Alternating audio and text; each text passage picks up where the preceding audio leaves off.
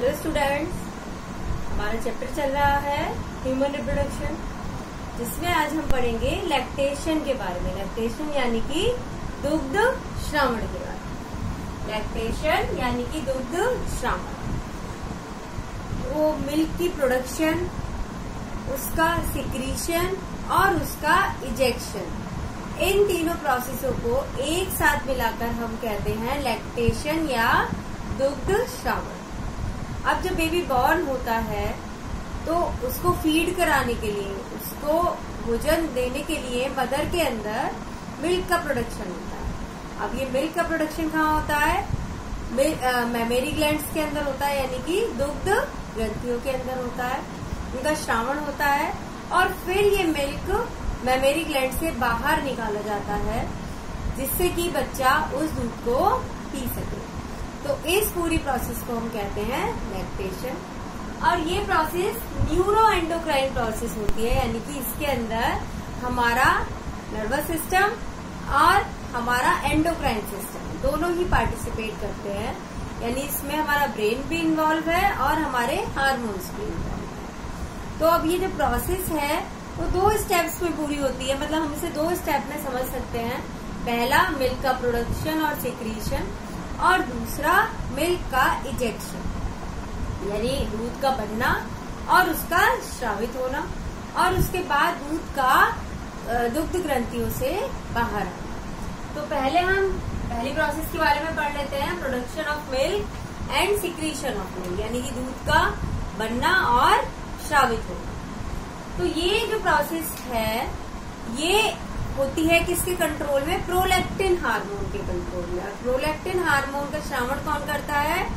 हमारी पीयूष ग्रंथि का अग्रपिंड, यानी कि anterior lobe of pituitary gland prolactin hormone का श्रावण करती है, प्रोलैक्टिन हार्मोन सिक्रीट करती है। और ये जो प्रोलैक्टिन हार्मोन है ये लैक्टोजेनेसिस की प्रोसेस को कंट्रोल करता है, यानी कि दूध के बनने की क्रिया को कंट्रोल करता है। तो सबसे पहले क्या होता है कि जब बेबी बॉर्न हो जाता है, शिशु का जन्म हो जाता है, तो जन्म के बाद प्लेसेंटा भी मदर की बॉडी से निकल जाता है। तो उस समय मदर के शरीर में एस्ट्रोजन हार्मोन और प्रोजेस्टेरोन हार्मोन का लेवल कम हो जाता है। तो आफ्टर पार्चुरेशन, यानी कि प्रसव के बाद एस्ट्रोजन और प्रोजेस्टेरोन का लेवल क्या हो जाता है? डाउन हो जाता है, नीचे चला जाता है, क्योंकि प्लेसेंटा मदर की बॉडी के अंदर अब नहीं रहा। और ये एस्ट्रोजन और प्रोजेस्टेरोन का लेवल जो लो लेवल है इनका, ये पिट्यूटरी ग्लैंड को स्टिमुलेट करता है। पिट्यूटरी ग्लैंड के पास मैसेज भेजा जाता है कि एस्ट्रोजन और प्रोजेस्टेरोन का लेवल कम हो गया है, जिससे पिट्यूटरी ग्लैंड क्या सीक्रेट करती है? प्रोलैक्टिन का सिक्रीशन करती है, प्रोलैक्टिन का श्रावण करती है। अब ये प्रोलैक्टिन क्या करता है? ये जो हमारी मैमेरी ग्लैंड्स होती हैं उनको स्टिमुलेट करता है, और ये जो मैमेरी ग्लैंड है वो क्या करना शुरू कर देती है? मिल्क की प्रोडक्शन करना शुरू कर देती है। सबसे पहले बर्थ के बाद, प्रसव की प्रोसेस के बाद मदर की बॉडी के अंदर एस्ट्रोजन और प्रोजेस्टेरोन का लेवल कम हो जाता है, और ये जो लो लेवल है एस्ट्रोजन और प्रोजेस्टेरोन का, ये मैसेज भेजता है पिट्यूटरी के पास कि अब प्लेसेंटा नहीं रहा है, यानी कि उसको मैसेज चला जाता है कि जो प्रसव की प्रोसेस है, जो बेबी है वो बॉर्न हो चुका है, जिससे कि जो पिट्यूटरी है वो प्रोलैक्टिन सीक्रेट करना शुरू कर देती है। और जो प्रोलैक्टिन है वो मैमेरी ग्लैंड के ऊपर अपना इफेक्ट डालता है, और जो मैमेरी ग्लैंड है वो मिल्क की प्रोडक्शन स्टार्ट कर देती है। और ये जो पूरा प्रोसेस है इसे हम कहते हैं लैक्टोजेनेसिस। एक और प्रोसेस होता है गैलेक्टोजेनेसिस। लैक्टोजेनेसिस के बाद गैलेक्टोजेनेसिस की प्रोसेस होती है, और इसमें जो ये दुग्ध श्रावण हो रहा है इस क्रिया को मेंटेन रखा जाता है, कि यानी दुग्ध का प्रोडक्शन और श्रावण होता रहे। और इस प्रोसेस में गैलेक्टोजेनेसिस की जो प्रोसेस होती है, गैलेक्टोजेनेसिस,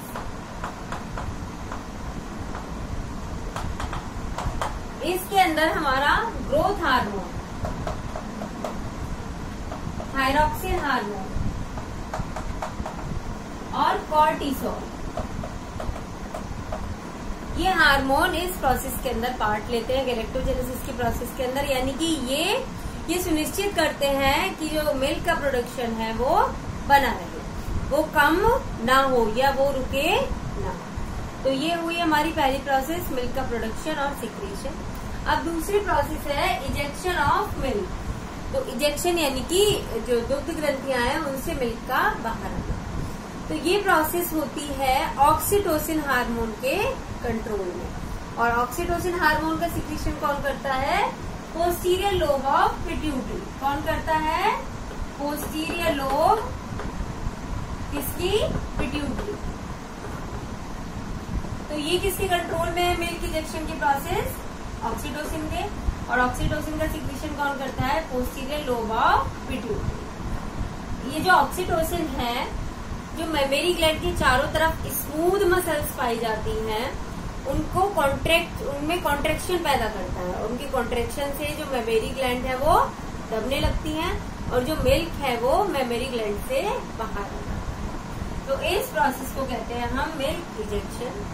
और मिल्क इजेक्शन की जो प्रोसेस है उसको कंट्रोल करते हैं दो फैक्टर।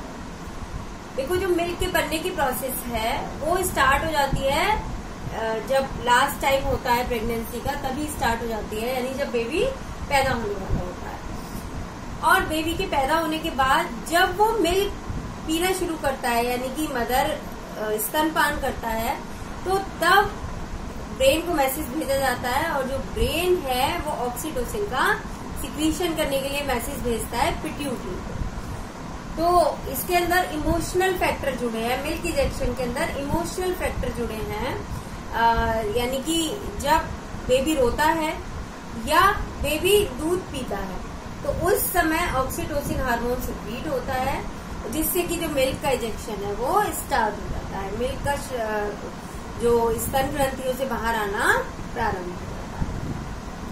तो ये पूरी प्रोसेस है हमारी लैक्टेशन की। और जो पहला मिल्क, जो मदर के जो मेमोरी ग्लैंड है उनसे जो पहला मिल्क सिक्रीट होता है उसको नाम दिया जाता है कोलोस्ट्रम। उसको क्या नाम दिया जाता है? कोलोस्ट्रम। और जो कोलोस्ट्रम होता है थिक होता है, गाढ़ा होता है, क्रीमी होता है और इसका जो कलर है वो येलोइश होता है, हल्का पीला रंग होता है इसका। और इस मिल्क के अंदर एंटीबॉडी प्रेजेंट होती है। कौन सी एंटीबॉडी प्रेजेंट होती है? IgA। इसके अंदर एंटीबॉडी प्रेजेंट होती है IgA। और इससे जो शिशु है उसको रोगों से लड़ने की क्षमता मिलती है।